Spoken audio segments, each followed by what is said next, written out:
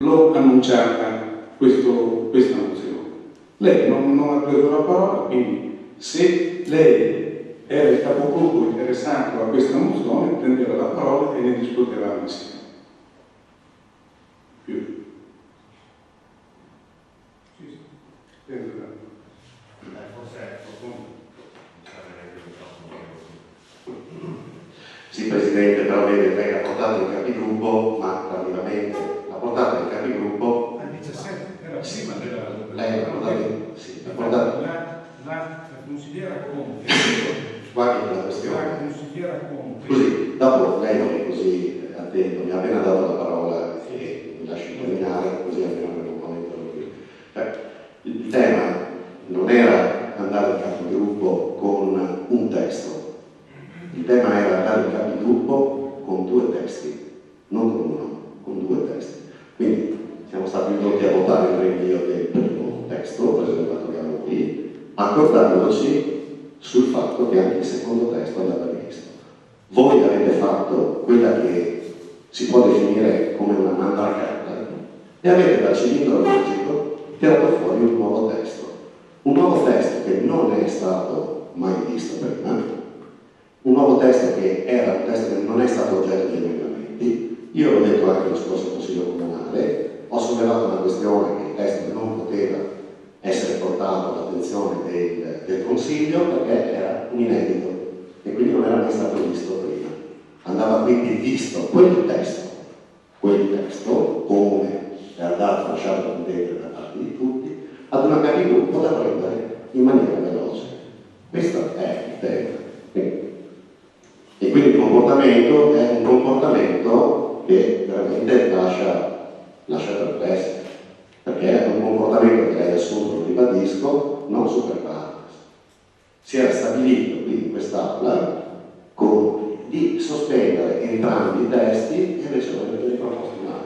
Lei avrebbe dovuto prendere invece voce per dire abbiamo deciso di sospendere entrambi i testi, sospendiamo anche quello proposto dalla capogruppo di maggioranza. Questo intendo, grazie. Le consiglio di andarsi a vedere le registrazioni della volta scorsa. Noi avevamo deciso che il rinvio e nulla, non avevamo deciso niente di diverso. Quindi il rinvio mi era stato raccomandato di convocare la capigruppo con questo ordine del giorno prima del 22, l'ho convocata il 17 e torno a ribadire che lei non ha preso la parola in quel contesto, quindi quando lei sostiene che non è stata portata e non è stata discussa non corrisponde alla verità. Quindi mi dispiace, ma certo, eventualmente per la seconda mozione per poco risponderà al limite il capogruppo di maggioranza. Ma per quanto riguarda la mia super partes, l'ho portata, l'ho sempre garantita e continuo a garantirla e chiedo che sia anche rispettata perché non ho mai preso posizione contro nessuno, ho sempre cercato di essere equidistante da una parte e dall'altra. Quindi se lei, secondo lei, questo non corrisponde alla verità, sarà un suo parere, ma non è certo condiviso dalla maggioranza e dai cittadini che sono presenti. Grazie.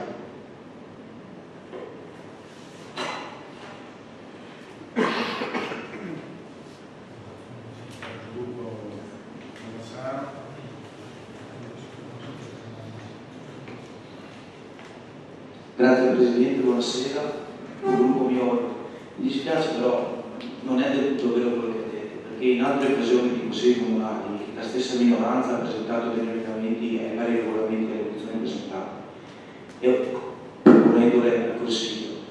E in più, dal regolamento comunale le leggo che la mozione non ha bisogno di essere discussa nelle commissioni consigliari, quindi l'emendamento è stato proposto e sottoposto al Consiglio comunale in seduta stampa, perché diversamente la mozione ha bisogno del preventivo parere delle commissioni consigliari. Questo è successo. Quando lei dice che non è stata discussa i capogruppi a rafforzamento di quello che dice il Presidente, è lei che doveva intervenire e eventualmente proporre un emendamento al testo, allineandolo a quello che sono state le indicazioni del sindaco e del segretario comunale, per riportarle in quell'ambito delle leggi prevista dal Corecol delle altre agenzie che in quel momento avevano sollevato dei dubbi costituzionali. Grazie. Ci sono interventi? La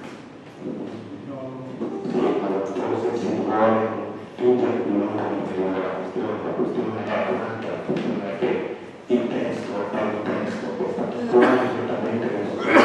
Sono state proposte degli emendamenti puntuali sul testo. È stato preso un testo, poi proposto o si è arrivato fino appunto sui dati che differenziano da qualche testo al nuovo testo. Questo è l'intento che secondo me è questo l'intento. L'altro punto sostanziale è che i capigruppo Non si doveva andare a discutere la mozione della minoranza, si doveva andare a discutere entrambi i testi e quindi invito tutti a rivedere i filmati dello scorso Consiglio Comunale e di farsi un'idea chiara di quanto è accaduto. Detto questo io non ho più argomentato da aggiungere, è abbastanza chiaro. Grazie. Grazie.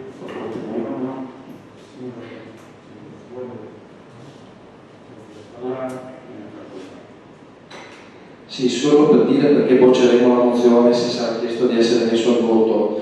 Allora, il primo argomento è quello che ho già detto in Consiglio Comunale la volta scorsa, che questo testo della mozione contrasta con la normativa vigente e quindi è attenzionato in maniera importante dal Coro.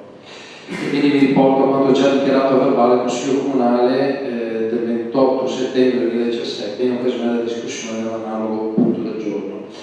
Non è stato proposto un testo alternativo nella capigruppo, non era certo onere della maggioranza proporlo e quindi non è un problema della maggioranza. La maggioranza ha già fatto il suo approvando la risoluzione rispetto alla quale voi della minoranza vi siete assentati al Consiglio Comunale.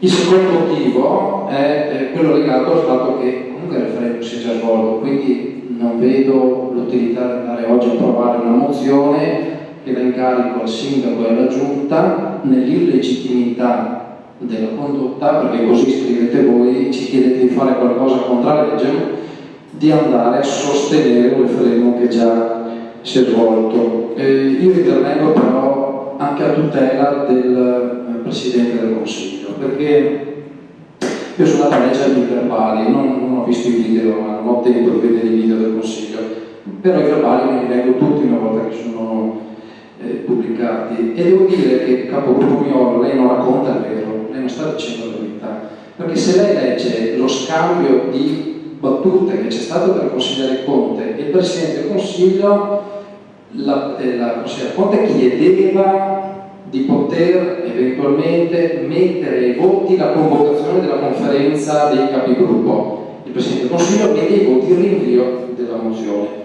Ma nel dubbio interpretativo il Presidente del Consiglio, non il dottor Rocco Marchesan, il facente funzioni del Presidente del Consiglio, perché il dottor Marchesan si trovava all'estero, ha opportunamente convocato la conferenza capigruppo mettendo all'ordine del giorno comunque la discussione della mozione. Quello che doveva fare il Presidente del Consiglio, in questo caso il facente funzioni, lo ha fatto e quindi non riesco a capire cosa va a contestare all'atto del imparziale Presidente del Consiglio. Ma stiamo scherzando, questa è la denuncia con Miolo, questa è veramente la denuncia. Infatti io invito il Presidente a fare una denuncia nei suoi confronti per quello che lei ha dichiarato, ha attaccato l'intera maggioranza.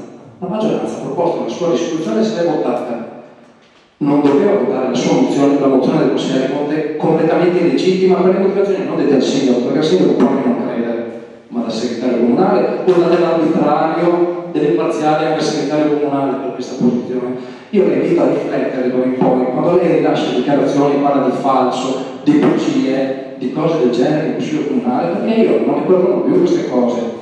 Per 3 anni sono stato zitto, adesso partono le denunce, ogni qualvolta viene accusato un pubblico ufficiale, in questa veste siamo pubblici ufficiali, di qualcosa che non hanno commesso. Grazie Sindaco. Capogruppo Milano.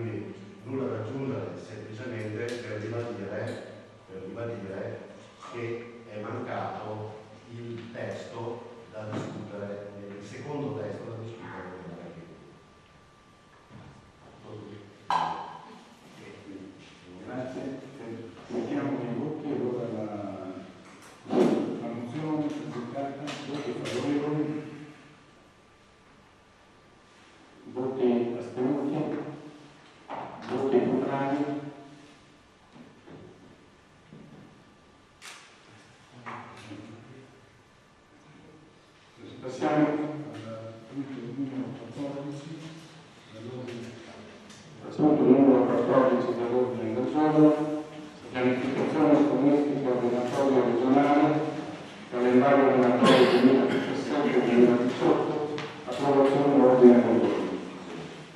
Do la parola al signor Presidente.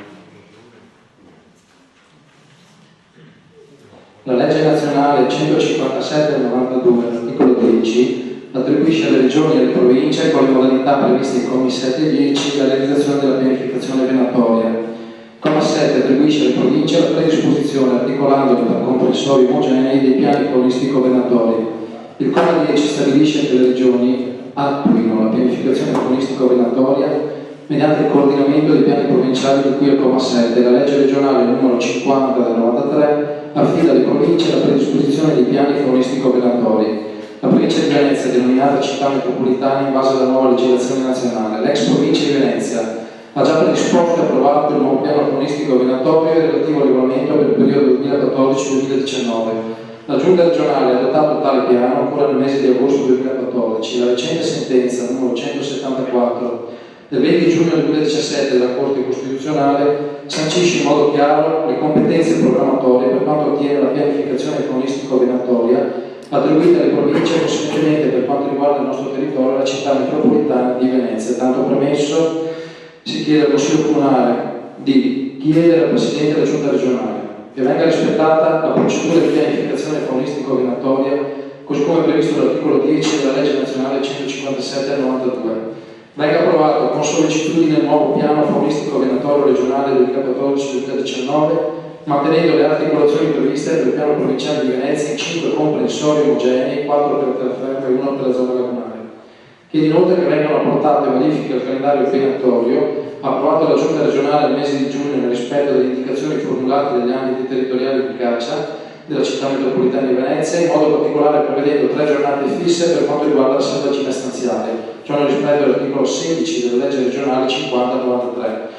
Si chiede al Consiglio Comunale di esprimere un particolare apprezzamento per il lavoro svolto dagli ambiti territoriali di caccia che da diversi anni gestiscono la caccia programmata nella provincia di Venezia. Invita la Giunta Comunale a inviare il presente ordine del giorno al Presidente della Giunta regionale, al Presidente della città metropolitana di Venezia, alla Federcaccia provinciale, ai Presidenti degli ambiti territoriali di caccia della città metropolitana di Venezia, alle associazioni agricole della città metropolitana di Venezia.